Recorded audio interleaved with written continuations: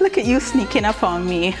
Here reading one of the last copies of Bajan Renovation Magazine with my hands on my brand new counter as I stand here enjoying my mortgage. I told you last week that we were working on a stacked show. Today we're going to tell you about everything that was going on in the house while we were away, including introducing you to our new friend.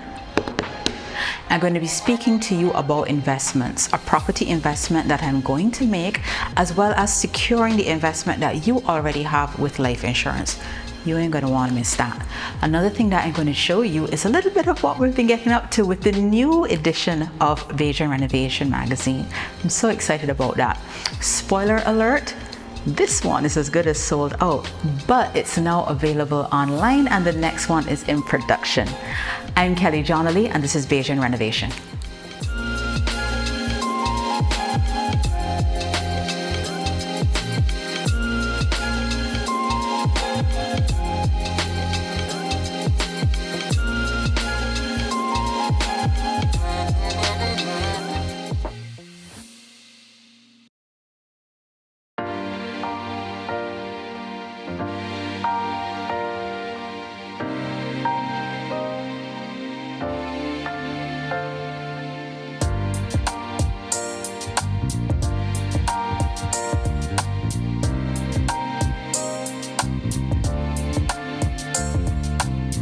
So while we were away, the team from Refit Tiles came to install the quartz counter. It was a pretty quick process. After I made the selection of the piece that I wanted, they got to work in terms of coming down here to do the measurements. They did most of the cutting off site and then they would have come in for installation. Now they do have some tweaking that needs to be done, but for them to be able to finish what they started, I need to coordinate with Crafted by Wood to have a few adjustments made to the cabinets. But all of that will be done by the time we see each other again.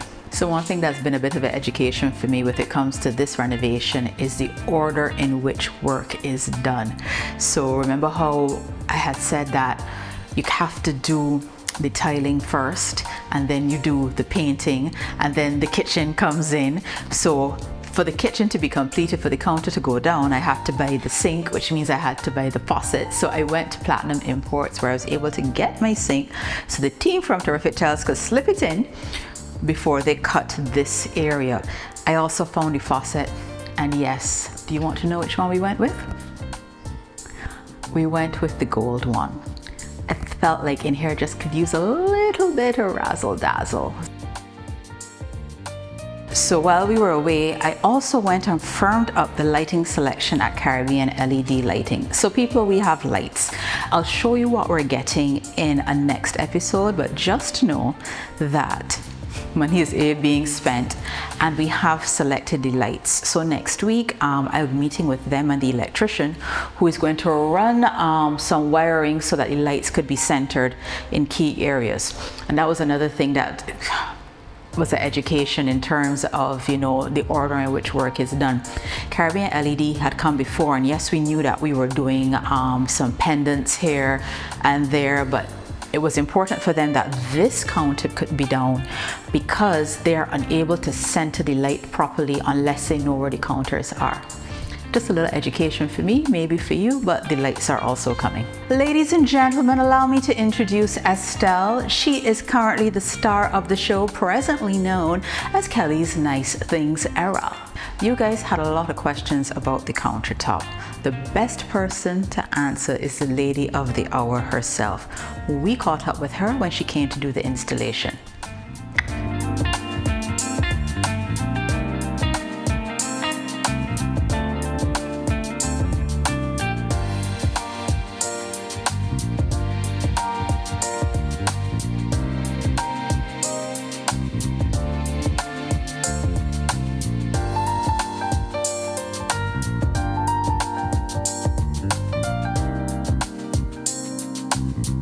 So this is local Bajan mahogany, and the trees are felled and milled locally in Barbados as well. This is about a 2 to 3 inch thick slab. It's huge. It's huge. And initially, before planing and sanding, etc., it would be maybe about 1/4 to 1/2 inch thicker. But by the time thin layers of wood are removed to make it smoother, then it comes down to about 2 1/4. So I would say this is about a 2 1/4 inch thick. It looks bigger. It looks substantial. So, yeah, and I think that is as well because it is one long slab of wood, but I had to cut the wood at an angle in order to join these two pieces and get the shape that you wanted. Is this your first counter? It is. It is, yeah. So quite, a bit of pressure. Really? You got pressure? Who pressured you? Who pressured you, Rysel? I'm not pointing any fingers. I mean, at the end of the day, why would you be pressured? It's not like 5,000-6,000 of us were waiting for you to bring the counter. Exactly. And I tend to post only after the fact, and I am confident in a finished product. So to do all of this live. Yeah. It was a bit intimidating, to be honest. Intimidating. Yeah. Well, you delivered. You delivered. So now you could be like, you could stand with your chest high, a full chest, and your 10 toes deep, and be like, no, see it there. This is it. Yeah, no, and it's a very, it's a good feeling. Yeah. I really like how it looks in the space. I mean, I know we tend to get a lot of inspiration for home decor online and what's done in North America and other places, but I'm really pleased that we were able to bring artisan work into the house and something that is Barbadian into the house, so that even though, yes, there is I guess you could say, a North American influence to the style of the house, I think this helped to anchor the tradition of what the house was. I am pleased. Now tell me something now. We all know, because Shaka is very dangerous with the editing, there won't be no big set of cooking going on here, but good evening to Chef Craig, in case you want to come and prepare food for me. You and Shadi are welcome. How do I care for this countertop? Because I assume that, this is not like the quartz. Yeah, absolutely. So this wood, you want to use a wood oil, which you can get in most, if not all, hardware stores, and a soft dry cloth with it, and just, wipe it. A little bit of water is okay to splash on it, but just wipe it up immediately. And extremely hot, extremely cold items, you want to use a protective insulation underneath it. So we do not take the frying pan, the cast iron skillet, and drop it all into the middle of the wood. No, that would not be a good idea. But it's not delicate. It's not delicate. I mean, some rain fell on this overnight, and I came and I wiped it off, and it was fine. You don't see any, watermarks on it because of the protective finish on it. Okay. So what it has on it is 3 to 4 layers of clear polyurethane finish sounds like on a it. workout. Yeah. You got to work out doing this. Yeah. So, and which is quite, and the brand I use is quite a premium brand in terms of the finish. So. Now, in the little behind the scenes clips that you were sharing, I saw you doing something here. What happened here? Yeah, so I'm glad you pointed that out, because as part of the natural slab, these are 2 extremely deep holes that actually went to the bottom of it, right through to the hole. So what is typically done, what I've learned from professional woodworkers, is that you fill it with epoxy. Okay. Epoxy comes clear. It's a clear, and it dries like glass. Okay, like I've seen even that. harder than I've seen people plastic. who do different types of crafts and make tables and stuff like that. That's what it is. Yeah. Okay. So this is it. So it is clear, but because I saw your finishings, the black, the bronze, the finishings, then I mixed it with a black and bronze tint. Okay. So, and then sometimes when you use clear, you see all the holes and it doesn't look too nice, but I used a black and bronze tinted epoxy so that it will blend with, your finishes as well. Okay, so now that we have this and it's here, right? I have ideas. Now, rumor has it you're traveling. When you come back, now let me make this clear. I got exactly the countertop that I asked for in the dimensions that I wanted. But now that it is here, I realize we have an opportunity to do something a little extra. So come, Rysel. Because we're going into Christmas and I'm now in my hosting era and my nice things are coming, would it be possible for us to, not today or tomorrow, find a piece of wood that matches this. I don't know if this has a cousin or a sister somewhere in a work yard. Remove up to here and carry her this way. Even if similarly that we can take the unevenness, I don't mind the shape. The reason why is that I am thinking that right here would be a nice space for a bar, a home bar, or even just to be able to extend it a bit. I don't know how I'll be using the space for entertaining, but to me, it almost feels like a missed opportunity. I didn't think this all the way through, but I'm like, well, if we have more wood, you know, I can carry this straight around. So don't worry, guys. Just don't look for this to happen before I move inside here. Here, that's not happening before. But maybe by Christmas, you know, when we open our homes for Christmas, we can have something that goes straight across, and then I can start making use of here as a bar. Yeah, no, I mean, that makes sense, because otherwise this is maybe a bit of dead space that you have there. So yes, this does have a family. It would... if it's from the same tree, then the shading would be similar. If it's from a different tree, it might vary, but the family of colors would all be the same. Right, and I guess so it would blend. And we'll cross that bridge a little closer to the time, that if there is a distinction, we will know how we want to treat the joint. But I do think just coming in from outside, it looked quite impressive. And I was like, Kelly, you could carry this right around. Needless to say, if I ever move from this house and any of you all are buying or purchasing it, this will not be in here. Y'all will get a piece of quartz. This will be coming on my back, you know, out of the house. I don't blame you. No, I love it. It looks great. So for your first one, you could hold your chest high. Yes, you can hold your chest high. Yeah, no, I'm really pleased. I'm very happy you like it as well, of course. I'm really happy with the end product. I trust y'all are happy as well. I won't tell y'all how much y'all need to contribute to the expense of this, but let's just say I spent our money well. Well, guys, you know, if I'm sitting down, it could only mean one thing. We have to talk about money, and I have to have notes. So last month, I shared a post on Instagram and YouTube. It was called 3 Money Moves That I Got Right. Now, the last point in there spoke about the importance of property and life insurance. Now, we all know about property insurance. So what I really want to get into today is why life insurance matters with regards to property. But just to bring you up to speed, the reason why I shared this is because, look, I know that buying insurance can be a real pain, right? No one enjoys paying for insurance, but being uninsured or underinsured is a bigger problem than you may think. Property insurance protects your investment and equity from the unexpected. If you underinsure your property and there is a total loss, like let's say you have a fire and your house is valued at $400,000, but you are insured for $240,000 and you owe the bank $210,000, what will happen with your insurance policy, right, of $240,000 is that the bank is going to get $210,000 and you are going to get $30,000. You have immediately lost all of your equity, and that $30,000 cannot buy you back a house. That is property insurance, and your chances are you have it, because if you have a mortgage, the bank requires you to keep it in place. What I want to talk to you is about the importance of life insurance, and this is not in any way affiliated with any insurance company. This is something that someone older and wiser told me to do years ago, and I tried to make sure that I keep on top of it. Now, in previous episodes of Bajan Renovation and in Bajan Renovation Magazine, we talk about estate planning, and sometimes people are turned off or scared off by the idea of putting a will in place. Let me tell you why life insurance matters for a house. You cannot rule from the grave.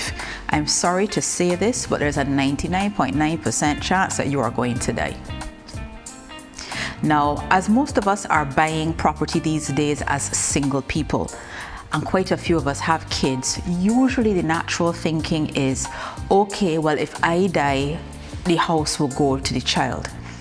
Keep in mind that your child or young adult probably cannot pay your mortgage.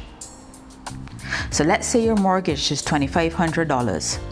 who is going to pay the $2,500 when the month comes? Now you may then say, oh, but I have life insurance. You may, but that life insurance now, unless it is assigned to somebody, is going to go to your estate. And as you may know, there are whole letters of administration and all sorts of things that need to happen. All this time, your child is still a minor and can't pay for this house. And two, no one is paying the bank. Now, the unfortunate reality is this. A lot of times when you see properties go onto the market suddenly, or a bank selling a property, it's not because Bajan's not paying the mortgages. Quite often someone has died and there's no one to pay the mortgage. The benefit of taking out a term life insurance policy and assigning it to the mortgage is that in the event of your death, the insurance company will clear the balance of the mortgage and the difference will be paid to your estate. So there's no mystery as to how the house is going to be paid off. Take out a term life insurance and say it is assigned to the bank. So if your mortgage, let's say your mortgage balance is $300,000, you take out today you go and take out a term life and you say, you know, XYZ bank is this is assigned to them. It means that if you die 10 years from now, whatever the balance is on the mortgage, that policy will clear and the difference is going to go to your estate. Now, a question you may ask is, suppose I live to 65, my mortgage is paid out. What happens to all that money that I was paying all this time? Is the policy just dead? Now, I only know about the ones at Sagicor because I have this particular policy. I'm not saying that others don't, but what will happen is when you have fulfilled the life of the policy, you do have an option. There's an option in the policy that allows you to convert it to whole life insurance, or I think it's called long-term insurance. But the point is, it goes beyond whatever age it was set to, and it allows you to maintain having life insurance, right, without having to go through the process of any other medicals or stuff. Now, some of you all may know, right, life insurance is cheapest when you are younger, and it is very hard to get life insurance when you are older. I'm not in the business of giving financial advice to people, but trust and believe me when I say it is worth assigning an insurance policy to a life insurance property to your policy to ensure that your wishes are carried out with regards to your property when you die. That if you have young children or young adults, because trust me, if them at you with them can't pay your mortgage either, that the house is taken care of. That is one less thing your grieving relatives have to deal with, and in the event you live a long happy life, you have still lost nothing. You just have a life insurance that will carry you into your old age. So something I shared in last week's update is that I am back on the property market. I know, right? We're trying to finish this and Kelly gone looking for things. Let me just give you a quick synopsis of what is happening behind the scenes. I would have shared with you all that I have a business. It's called Pivot Productions. It's part of why we're able to film this show week to week. But in addition to filming this show that you see, we also do a lot of production work for other clients, and this could include videography, photography, and it includes publishing. Along with a colleague, I was out looking for a place to rent. We were going to invest in a space which would have to be retrofitted for us to expand our respective businesses. In the process of looking around and knowing the type of retrofit that would be required for the business, it kept resting in my spirit that, Kelly, the best thing for you to do is to buy a place. Now, based on the rents that I knew we were likely to be paying and what I knew the retrofit was going to cost, one, if I could pay those rents, I could pay the mortgage. Secondly, the extent of the retrofit, I wasn't comfortable doing that kind of property improvement to a place I did not know at my big age. I'm not saying that if you have a business you need to own the building, but my business is not in a tryout phase. I'm not trying to see if this could work. I know for sure we need a space. So fast forward how we get here now to be looking. I was open to, but interesting enough, someone called me to take a look at a property that they want to sell. I'm definitely interested in the property. It is a fixer. It will require some work, but I think based on the size of the property, the location, the price, it is a worthwhile investment for the nature of what we're going to do. So I requested the valuation, and the land tax, which I have since taken to the bank. Now, here is where things are a bit where you put the cart before the horse. I would never recommend you go and look at a property that you're not already pre-qualified for. It is literally the equivalent of going to Massey with a full trolley of goods, putting them on the trolley and waiting for the person to tell you, okay, it's $450, and you say, all right, hold on, let me come back. Nobody does that. Always get pre-qualified. Now, because this person invited me to look at the property, I didn't have that little window there. Now, what is happening is that I am now going through the qualification process at the bank. Now, what is different is that the last times I've purchased property, I purchased property as an employee with a good old job letter. Right now, the business is what has to qualify to purchase the property. I asked the bank, Jerry-Ann Ince actually, who you all would have met in a previous episode, to do what's called a rough and dirty calculation, i.e. based on what it is being sold for, the terms that they would offer, etc. What would my monthly repayment be? How many years will they offer me, and at what interest rate? That is what I call a rough and dirty. In other words, I just need to get my head around the numbers. Based on what was shared, I'm very comfortable moving forward. Now, this is where I think some of the questions came from. First of all, the bank sharing a rough and dirty with me is not in any way binding them to lend me any money. And until I receive a commitment letter, the person who is selling the property is under no obligation to sell it to me. However, this process now, because it's starting in the reverse, meant that I had to re-engage an accountant to prepare my books. So this is what is required for my business, for me and my business, to qualify for the mortgage. Most recent audited financial statement, inclusive of balance sheet, profit and loss, cash flow statement, and notes. Most recent tax returns, accountant's confirmation of net earnings, evidence of the source of funds that will represent the equity injection, meaning do you have the money to make the deposit, a professional appraisal report of the property, which is the valuation, and then the bank will also do theirs, and of course a copy of the signed purchase agreement, etc. But that's closer to the time. This, of course, is not a requirement if you are buying it with a job letter as an employee, but this is what is required if you are purchasing as a business. I am now actively in this process. I cannot confirm at this stage that by time I'm complete that the person selling would still be in a position to sell it to me, because at the end of the day, I could sell to who they want to. But I'm comfortable that right now that I need to do this for my business, because it is the only way that I will be able to secure another property. So that's what's happening. Someone asked, when I had done the Ask Me Anything, isn't it very hard to purchase property as a self-employed person? My position on these things is that hard is relative.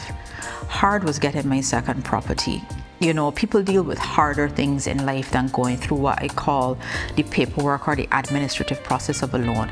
It is just a part of the process, and what you will learn as you go through these processes, especially if you do it more than once, is that the due diligence done by the bank is not being done to punish you.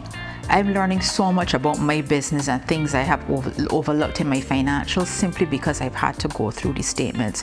So do I expect it to take a little longer? Probably. It may.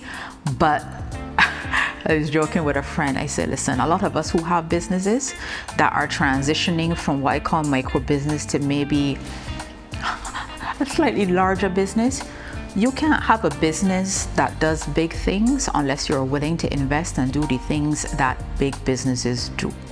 You can't say that you want a business but you don't want to register a name, or that you don't want to have a dedicated bank account, or you don't want to pay income tax and all of that. You can't have it both ways.